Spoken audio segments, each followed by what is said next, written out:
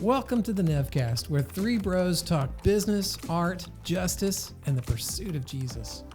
Any day above ground is a good day. Get ready to laugh, cry, and kiss 30 minutes goodbye with Peter Nevland, Dave Nevland, and Rashid. Welcome to the Nevcast. Here we are. It's Peter Nevland, Dave Nevland, and sadly, Rashid is not with us today. We miss him. He's working really hard. He's training on his new job. Which is pretty awesome, and he's making good money and lots of potential for him. Rashid is doing awesome, and it's if you should message Rashid if you get a chance. Message Rashid, and here's his phone number. He is just kidding. Doing so awesome. Yeah, send him a message, whatever, because he's a good guy to talk to. Anybody's privileged to have him. How do they message him? Well, they could send us a message like on YouTube or on, perfect. Message back on the podcast or something. Some kind of public Find message. us. If you look up Peter Nevland, you look up David Nevland, you can find places to contact us. It's not that hard. Yeah. Anyway. Tell us how he encourages you, inspires you. So just his life. Like, this guy never gives up. And he also, whenever I'm feeling down, he's the first person to go, "Hey, Peter, I just want to let you know you're gonna make it, man. It's gonna be all right. Man, you told me a lot of times," and he'll tell me the stuff like I told him or whatever. But it was just once Rashid loves you, like, you're never unloved, like, and he'd go to the ends of the world for me, like that. That's brotherhood. Yeah, that's why we're bros. Yeah, that's why we're brothers. Anyway. So we miss him, but he's doing really well. And you've been on a recent epiphanal journey. Yes. Yeah. I go on them a lot, but this one's been really big. Well, it's been affecting everything. Yeah, we could do this like, I want everyone to know about this about you. How dare you ask me questions about my life? This is a podcast. I know. I know. No, but it would work. Kind of work well that way. Well, what do you want to know? Well, people. You have become. It's weird to say you've gotten more in touch with your emotions. That's a hard thing to understand. I don't know how you could get more in touch with your emotions, though, as I've known you. What are you trying to say? Up. But you have encountered a freedom. That's better from the past. From some possible entanglements of the past. Yeah. How did this happen? How did this start? How did this occur? Okay, well, I think... What doth transpire? Yeah, I think, when our most recent baby was born, when Goldie was born. Yeah. 5.5 months ago now. Something hit you. 6 months maybe by the time you see this, but... no, it wasn't something hit me. Yeah, something hit me. She's just different than our boys, and we've covered that. And it's amazing what a blessing she is. But what rarely gets addressed is, I think, when parents go through having a miscarriage, when parents go through having a baby, what's always talked about, and I don't want to minimize it, it should be talked about, is the heartache that a mother goes through when a miscarriage happens, or the difficulty physically that a mother goes through when a birth happens, and then emotionally too, the impact of caring for a new child that has on the woman. When she's married and there's a husband involved, the husband's impacted too. Yeah. In different ways. And a lot of times what I've found is, like, I, as a husband, I don't even realize it in the moment. I don't grasp it right away. Just because I'm probably, as much as you say that I'm in touch with my emotions, I'm probably not as in touch with them as my wife is. With your emotions? Yeah. Or no, with hers. As I'm not as in touch with mine as she is with hers, but that's hilarious. I get what you're doing there. So I'm picking up what you're putting down. Anyway, and so when Goldie was born, well, she's getting a lot of attention. I'm really doing everything that I can to care for her. And really, I wasn't being cared for. I'm caring for the kids. I'm caring for her. She's also caring for Goldie, primarily for Goldie. and not able as much to care for the kids. And thankfully, we had our mother-in-law came in town for a month, and now she's here again for a month, and that's been awesome. Like, I'm so grateful that we have such a fantastic relationship with my wife's mom. You know, you hear these horror stories, and mine's the opposite of that. What a blessing she is. Yeah. And but despite that, especially in the times when she hasn't been here, I suddenly felt like I was like, this is just not working. Stuff was getting to me more than it would get to me before. And, you know, I get angry at my kids more often. It was just harder to deal with. When they disobeyed, it was harder to deal with my emotions.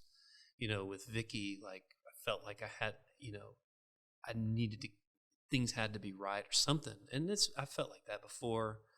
Things needed to get fixed, whatever. But I was just like, and I finally sent a text to, I consider him a friend, but he's also our counselor, Jim Walters at the Center for Relational Care.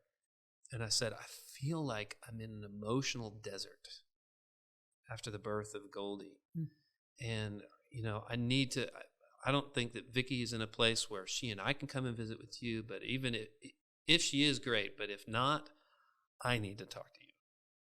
I need to come and talk. And so I came and talked to him, and as I came to talk to him, you know, we discussed things.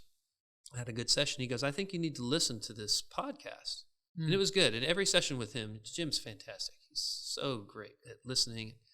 He said, but I think you need to listen to this podcast. And he just listened. Like, you know, I was basically, well, there's this issue, and I'm upset about this. And, you know, I don't like how this is going. And am I crazy?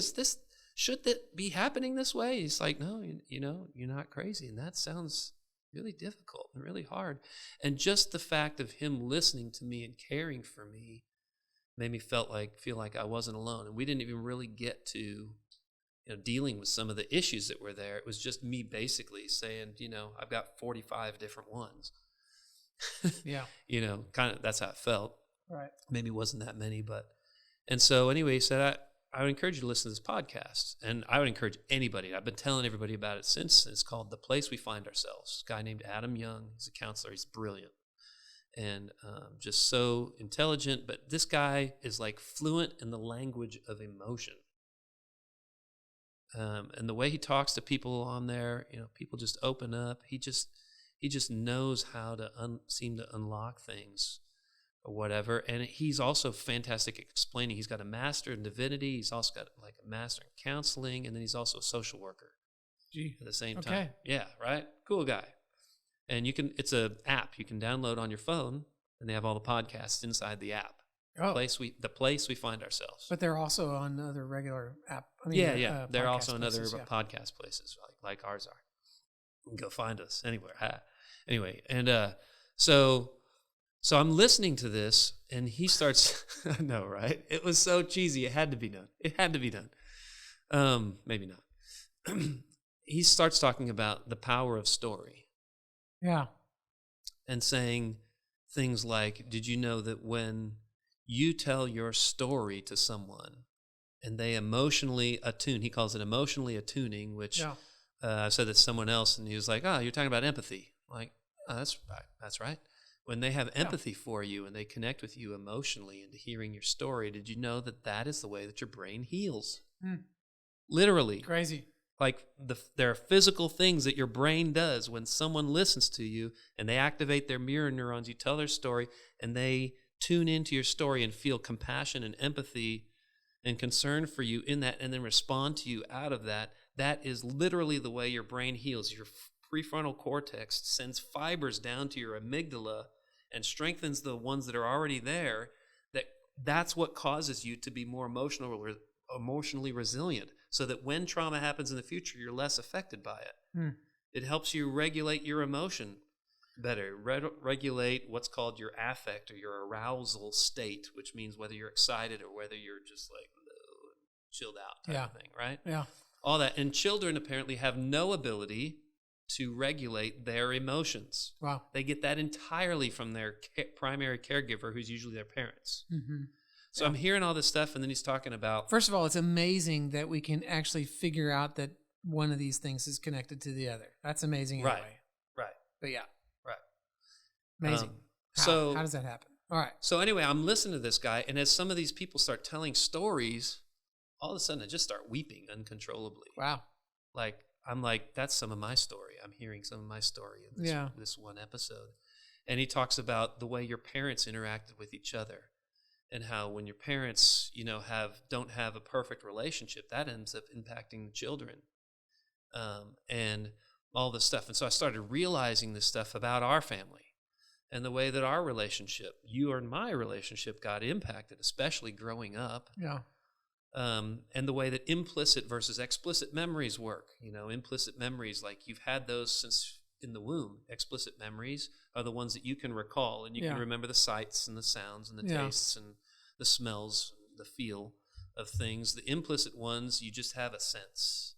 It's like he said it like, if you are exposed to Van Gogh paintings and Matisse paintings all your life, and then you saw a painting that was either by Van Gogh or Matisse that you'd never seen, you would know instantly if it was Van Gogh or Matisse. Okay. Now, that's how implicit memory works. He goes, but what if you only were exposed to Van Gogh paintings,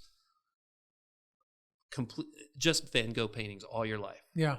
Now you wouldn't think that's a Van Gogh painting. You would just think that's what a painting looks like. Right. No, right. Because what happens to children, they don't think this is what a relationship with my mom or with my dad looks like. They think this is what a relationship looks like. Yeah. And so that becomes the basis for how you interact with everyone in the world. That's why the role of parents is so important. That's like relativity. It's like emotional Einstein's relativity. Yeah, it's based on emotional attachment theory. And he talks about the way that you attach and whether you securely attach or you avoid an attachment or ambivalent attachment or what was the other one? It's not disconnected, but it's like not random. It's another type of thing of like kind of inattentive or something. No, it's not inattentive. It's like it's when your caregiver is also responsible for abusing you.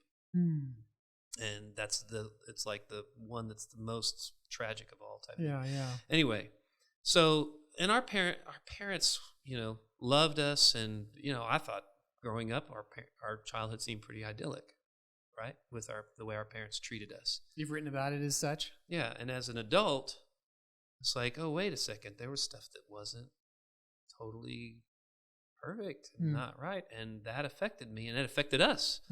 Yeah. And so as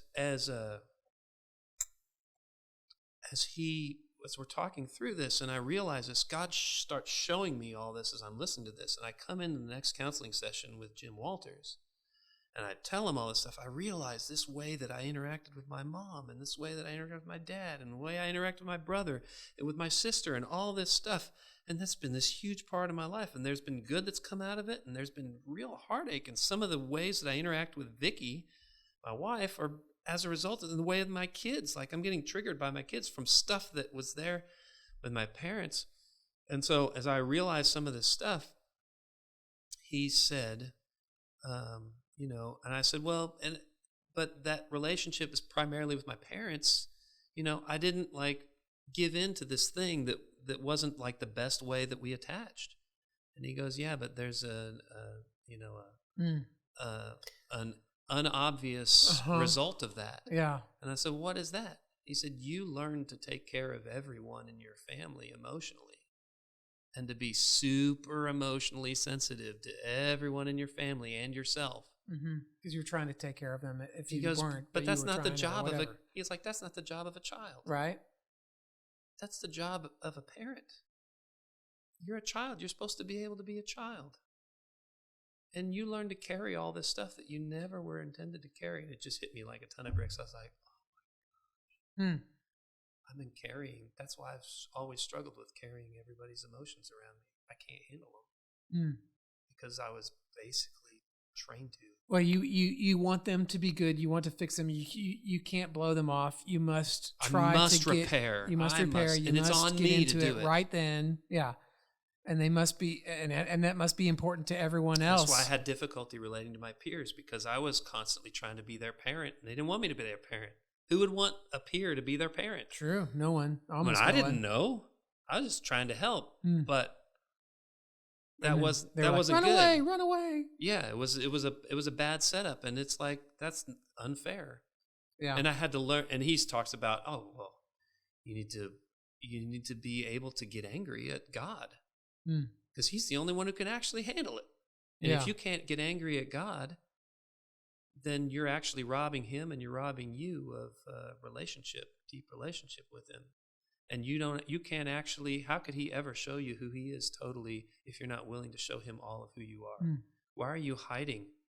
He gave you your emotions. Yeah. Would you be open emotionally with God? And I'm just like, oh, crap, gee whiz, this is like, it's uncomfortable, but it's really good. And so anyway, when Jim said this to me, it was like, you've been carrying all this stuff. You weren't able to be a child. And something in me just broke. I just started weeping and sobbing. And all this stuff came up, and I just said, Lord, I'm so sorry. I didn't, and why did this happen? And I've had this dialogues with the Lord, and I was like, God, please, I don't want to carry this anymore. I don't want to keep trying to carry this. I was never meant to carry this. Would you please take this? Yeah. And the Lord was like, absolutely. Yeah. Yes, I would love to take this for you. I never wanted you to carry that, and I'm so sorry. And he connected with me in that he cared for my heart. God cared for my heart, and Jim's there caring for my heart. It's wonderful, and even my wife, as I've told her some of this stuff, she's like been caring for my heart, and which is what I needed too. Yeah. And it's spectacular, and it's amazing. And I walked out of that counseling session, I'm just like, the leaves have trees. I mean, the trees have leaves. Something's different. Like, this is amazing. Like, I feel lighter. I feel good. And I had to go to the next day. The next day I had to go to the Apple store because my battery on my laptop was getting worn down. It needed to be replaced. Yeah. So I took it in there, and they're like, oh, we're going to have to send it out for 5 to 7 days. I'm like, oh, 5 to 7 days. Thanks for that. It's not like I work with my computer and use it for all this. If I'm going to have to take time off from work, well, that's not so bad. 5 to 7 days. All right. Legalize rest. Rest is a good thing, right? Little screen. I know. How can I live without it? It's my life. Anyway, and so I was like, well, while I'm in here, I need some clothes. I'm going to go over to Nordstrom. Something's like, because I just want to see what's there. And then maybe once I see stuff at Nordstrom, I'll go over to Nordstrom Rack and I'll find some stuff that's on sale because it's too expensive at Nordstrom. But you encountered the service environment. Well, I did. And so the service of Nordstrom. Yeah. So that they don't really advertise. It's a good thing they don't. Because then I think some people would go for it and some people would be scared away. Yeah, or people have an unnatural expectation or something. But so I go in, I do what I do. I avoid the people, and I go to the clearance rack. I start working the clearance rack, and I can't really find anything that's my size that looks good. I'm kind of about to walk out. I was sort of walking towards the dress shirts, and this guy goes, hey, have you found what you're looking for? And I started singing a U2 song. An attendant. I said, I have searched the highest mountains. I have run through the fields only to be with you. Only to be with you. And he said, that's a little creepy. That's a little weird. And especially when I think I could find somebody else who can handle I have kissed heart and lips. Especially that part. Yes. Found the healing in her fingertips, and it burned like fire. I mean, that would cause him to become even more attentive or a lot less. Burning desire. Yeah, right. That's right. Yeah, right. But I still what are you singing? Who is that? Because he's under 30. What I'm looking for. And he's like, that took a long time, but I can go find somebody who can help you. Because I can't, because you're weirding me out, dude. No, none of that happened, but it was kind of funny. Anyway, and so he gets this guy, and this guy comes over, Philip. His name is Philip, and he's, I think I would say Japanese, but Asian of some type. That's fine. Some type of Asian. It's just your impression. It's okay. It's okay to notice people are different races than us. It's good. I'm white. It's beautiful. I'm learning to appreciate other colors of skin. You're waking up. Yes. I'm becoming fully awakened. Is that a term? Yes. Anyway, and so Philip comes over to help me, and he's like, "Well, what are you looking for?" And so I, take him through, and we look. I was like, "I'm looking for shirts. I kind of like this. I don't like this." He's like, "Okay." He picks a couple out. He's like, "Well, you want to try those out?" And I'll go and look for some others. I was like, "Okay." I try these on. I was like, "I don't think I'm going to get these. Could you hold this for me? And I may come back and get it, but I gotta get on a business call because I had this guy who was going to confirm with him, are you going to become a client? And he's going to pay me a lot of money, right, to become a client." And my team, mostly my team, actually. Anyway, how that works, business. And so he goes, "Okay, well, it's great meeting you. Come back, I'll help you whenever." I'm like, "Okay, fine." And so I leave, and as I'm walking out, I mean, I'm going to miss this call unless I get on it while I'm walking. So I call this guy, and he basically goes, "Well, the short answer is, it's good to hear from you, Peter. And yes, we'd like to move forward. We'd like to become a client." And so it's like, I said, "Well, I guess I need to get my team together, and then we need to figure out, how we can do. Well, I'll send you the agreement. You sign the agreement, and then you pay us the upfront, and then we'll get started." And he goes, "Great, wonderful." Took me 5 minutes. Yeah. I'm done with the conversation. I'm like, I hang up the phone. I'm like, I still have time. And I felt like something was like, "You need to go back to Nordstrom." I was like, I kind of do need to go back to Nordstrom. I still didn't get any clothes. I do. I need Nordstrom. So I turn around and I go back to Nordstrom. And when I'm in Nordstrom, I go back to Philip. I'm like, "Philip, it was an awesome conversation. I got a new client. Help me find some clothes." Because now I'm like, I just made some money, Yeah. right? Now I can shop in Nordstrom, this one time. I've never done this before. And so Philip goes, "Oh, great." So he goes out, Yeah. he starts running dream. and find, it's like his. And so I go to the dressing room. He's like, "Well, take this and this. I have a couple of things that I thought about for you while you were gone." And I take him to the dressing room. I start putting them on. And then he comes in the dressing room. He's like, "How's those working?" I was like, "These couple are pretty good." He's like, "Uh-huh, those are good." I was like, "These not so much." He's like, "Okay, I got it, yeah." And I said, "But I'm still not quite." And he's like, "Okay, that's great. Well, I'll take some of these out, and then you keep those. That's fine. You're working with those." He's, let me go, and I'll keep looking for you some more." I'm like, "Okay."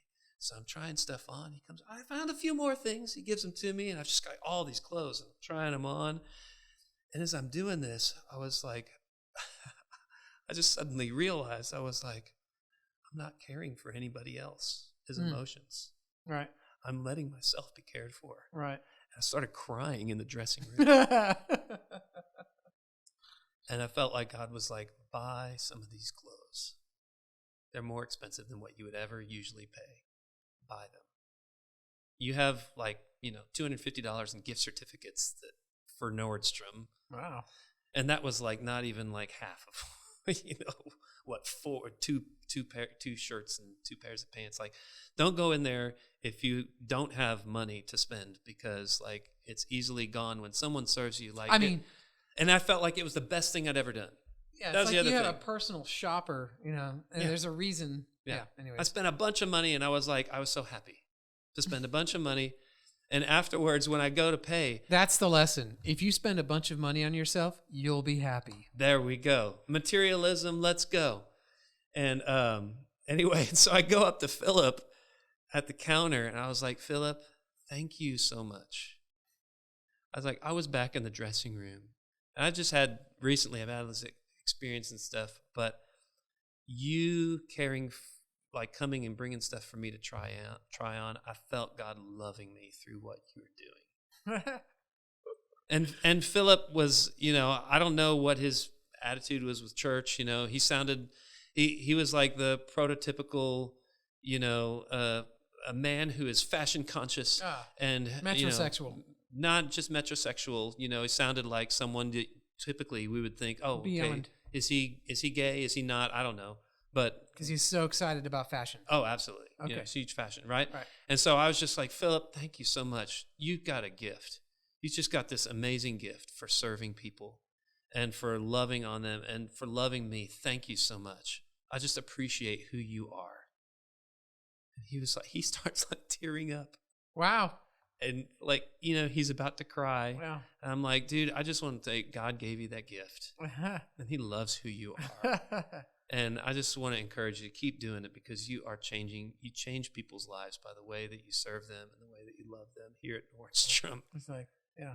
Right. He's just like, oh, thank you so much. I'm so thankful. Thank you so much. Come back. Here's my contact. And I got his contact. If ever I want to feel the most cared for I could ever be and get some really cool clothes, I need to go and talk to Philip, at Nordstrom in Barton Creek Mall. He's an awesome guy. You should go check him out. There you go. We should have him on the Nevcast. Yeah. But I left from there and I was just while he's working, rejoicing. I was like, can we do that? Can we yeah. follow us around That'd be with some pretty hilarious. cameras and the microphones? Yeah, right. That's not complicated. Right. No, not at all. No, we can pull that off. But then I realized something afterwards. I was like, wow, when I just told him about God's love for him, I wasn't scared at all.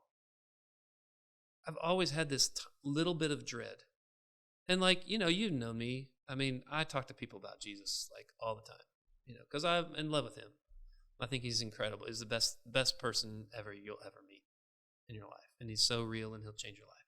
Truly. But I've always had this little bit of dread, like, will people maybe think that I'm a little weird? Or is they not going to like that? They don't want to talk about Jesus, whatever. No fear. Absolutely none. I just felt as confident as I could ever be.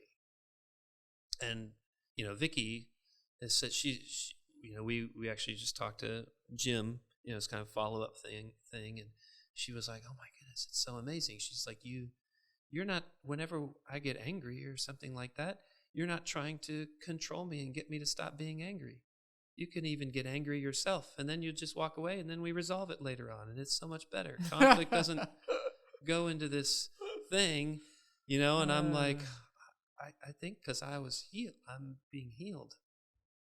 I think I'm being changed. And I've been able to, as much as I was emotionally sensitive before, when you're not trying to carry everyone's emotions, you can sense other people's emotions even more clearly. And what's going on. So I was on an airplane up to Toledo, Ohio to meet this new client. Right. That was on that phone call. I'm on the way to Chicago. One of our partners was supposed to sit next to me, but he couldn't come on the trip. Wow. Who'd arrange that? Something got unarranged. So this guy who I find out later happens to live around the corner from me here in Austin. Yeah. Sits on the seat a little over from me, and he starts making jokes about how we don't have someone sitting in between us so that we could cuddle in the seat and stuff. And I'm like, hey dude, you're talking to a stage performer. Like, I'm not going to be embarrassed easily. So I just joke along with him. I push the boundary along with him, and he's laughing, and we're laughing about it and stuff. But I could tell that he was carrying like he was down. Just the way that he looked like, I don't know. It was like, are you taking something? Whatever. He's joking about his cousin. He's got his extended family with him. And then he's like, offers me weed on the plane. On the plane. And he's like, I got a backpack full of weed. What? I'm going up for my great-grandmother's funeral. Like, you've told me parts of the story, but you didn't tell me she those was 100, parts. and she prayed to receive Jesus. He's like, I probably shouldn't tell the flight attendants or the pilots, probably shouldn't offer them weed. I was like, probably no, who not. you really shouldn't offer weed is probably to the undercover cop who's on the plane. The marshal. And he's like, wait, are you the marshal? And I'm like, and so I tell them another story about how somebody offered me drugs at a disc golf course a while ago, and I scared them. And he's like, you are the. I was like, no, I'm not. I was like, it's all good. It's okay. It's all right. Don't worry about it. I said, but listen, hey, I'm about to read my Bible. You should check out some of the stuff that Jesus has in here. Some of the stuff he's got is probably even better than weed. I was like, I'm not afraid again. I'm just like, this is absolutely reality. And something emotionally in me has been healed so that that fear cannot attack me in that way. Yeah. Cannot attack me in that spot. And fear so, will never harm me. Yeah, right. My fear doesn't stand a chance when I stand in your love. Yes. Anyway, and so he goes, well, I don't really believe in God, and I don't really, I've never really read the Bible and stuff, everything. So, and I said, really? And it's something, and I felt like God said, come to me, all you who are weary and heavy laden, I'll give you rest. Take my yoke upon me, learn from me, for I am gentle and lowly in heart, and you'll find rest for your souls. For my yoke is easy, my burden is light. So I told him that in that's the New King James Version. I told him that in regular, everyday language version. And he goes, Sure. Whoa, what was that? That felt good. I need that. He goes, you don't even know what I've been going through. And that's when I found out I was on the way to this funeral. He's like, I've lost all these other loved ones recently, and I've just been feeling so down. I've got problems with substance abuse and everything. And he's like, I need that. I said, do you want to experience Jesus right now? Because we could pray and you can experience Jesus, and he just wants to love on you. He loves you. He goes, yes. So he grabs my hand, holds my hand, and I start praying for him. I just start speaking love, the God's love into him. He starts just weeping. Wow. On me, on the chair, everywhere. People are looking around. And he starts just hugging me. Yeah, I have no idea what the people around me are thinking. I don't care. Well, you weren't there anymore. This guy's heart's being healed. Yeah. And afterwards, he's like, man. He's like, I'm on Xanax. And he starts for relating this into all the drugs. He starts telling me all the stuff. I mean, I knew about the weed, but then, all this other stuff. And he's like hugging me, and I'm just hugging him. He's like, thank you so much. This has changed my life. I'm never going to forget this. I've never felt love like this. I've never been loved like this before. I said, that's Jesus, because he loves you. He starts asking me, he says, you had a Bible, what? So which translation should I start reading? I was I said, well, there's a lot of different good ones. I said, I read the New King James, but that's just because that's what I'm comfortable with, and that probably wouldn't be the best one for you. But hey, why don't we talk about it with Jesus together? Because he loves you and he wants to walk this out with you. He's like, yeah, let's do that. We need to hang out. We need to get together. And then I find out he lives around the corner from me, works at a bar around the corner from me. Right. He's like, you need to come in. Have you been to that bar since? I haven't been able to. I haven't had a chance, but I want to. And we've been texting since. Oh, what's his first name? Well, let's not talk about first names and stuff, because there's stuff. Well, you haven't said the bar, so it could this first name and this guy could be. Well, anyway, he's it makes me want to go to the bar. Good guy. Yes, I forgot. Absolutely. Yeah. But anyway, and I walked out of there and I was like, what the heck is happening to me? I've never talked to anyone in Austin that has been so eager to just say, yes, please pray for me and love on me with Jesus' love. This changed my life. White unto harvest. And he's like, I'm going to tell all my extended family. They're all happy. I get off the plane and he's hugging me more, and they're like, thank you so much. They? All of them? Yeah, the extended family. They're like, it's so great to meet you. I hope I'll see you again soon. He's like, I call my girlfriend. I'm telling them what's happening to me. I'm like, this is the kingdom of God. This is what God does. Yeah. Yeah. And since then, I've had these other experiences where other people, and it's just, when I got to Toledo, I had another experience with a tech, and my partners were like, Peter, you missed your calling. You should have been like a therapist or a pastor or something. I'm like, what makes you think I'm not doing that right now? That's right. Do I have to have that profession in order to be one? But man, what's been cool is just I'm not even saying any theologically profound stuff. It's just Jesus loves you. It's pretty theologically profound. He thinks it is. He thinks you're amazing. He loves what you're dreaming about, and he dreams about it even more than you. Yeah. And the things that you've hoped in your life, he wants to see them come true even better than you do. Come on. And he wants to revolutionize your relationships. And he wants to open up your heart so that you're not lured into the things that you've been addicted to. He wants to set you free from those so that you can receive more of his love and receive more of people's love, and you can love them more, and you can live a life that's far more fulfilled, and you can also live forever with him, and that he wants to make you so glorious that he wants to actually marry you. Wait, are you telling me this? Yes. I'm just kidding. I'm telling everybody this. Like, it's real, dude. Yeah. His love is so good, and I can feel it so much more. Like, I've always been in love with Jesus, but like I'm in love with him more. And I'm like, Yeah. Satan would do anything he could possibly do to keep you Yeah. in your emotional pain. Satan's lie to us is that the pain of facing the damage in your past and the things that you're sad about in your past is going to be so great that it will destroy you, and you can't face that. You will bring the shame and the regret all back. You know why he tells you that? Because if you go through the pain and meet Jesus in that pain, and he meets you in that pain, Gonna get bonded to and him. he heals you, and he sets you free, not only will you be bonded to him, you will be so attractive. And you will have no fear of sharing his love because you'll be emotionally whole. And there is no defense against that. Yeah, Satan because doesn't like us being attractive. Satan's his primary way to damage us is to wound our emotions, especially in our culture, where in our culture, we almost completely neglect our emotions. That's why so many people are finally waking up to the need for mental health. You know what I think? It's the Holy Spirit. Yeah. Calling our culture to come to him. Yeah. To come to the one who will give you rest for your emotional soul, who will take all your burdens, and you can just come to him and leave your burden there. You can leave it there. Come on. You can bring it to him and just leave it there. You make me start and singing. then he will give you in return his love and fill you with his Spirit and just overwhelm your heart with his goodness because he wants to, because he loves you, because he made you, because you're his precious child. You are his chosen possession. There is nothing that gets his heart more excited than you. Looking at you, you look at him with one little glance of your eye, and you capture his heart. You overcome his heart, and he wants to spend all of his goodness on you. He wants to spend all of his intimacy with you, and he doesn't care that you screw it up.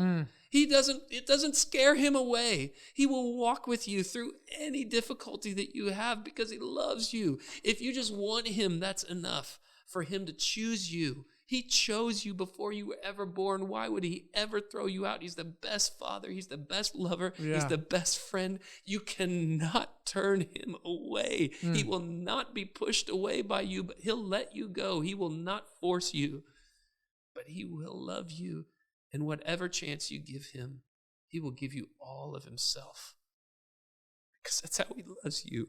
That's how he loves me. And if he can love me in all my brokenness, and change me and make me fearless, who once was deathly afraid of rejection, who once felt broken and alone and invaluable and not valuable, and turned my mentality into realizing that I'm a son of a king. And that he wants to marry me and give me all of himself forever. Yeah. The fact that he would choose me, he chose you too.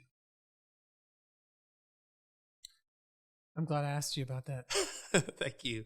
Welcome to the Nevcast. What a pleasure it is to share our lives with you. Join us again. We'd love to hear about you too. Thanks, bro. I'm so thankful for you as a brother. Yo también para ti. What a privilege to have you as a friend. Yeah.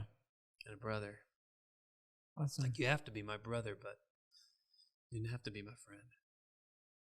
Yeah. No. And the scripture says a brother was born for adversity. I thought that meant something else. It kind of does sometimes. Especially in my case for you.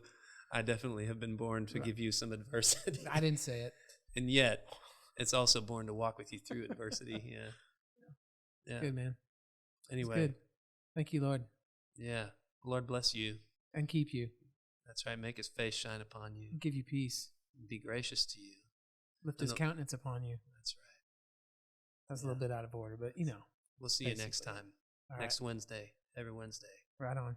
Bye. That's it for the Nevcast this time. Join us next week when we talk justice, business, and art in pursuit of Jesus. We will see you soon.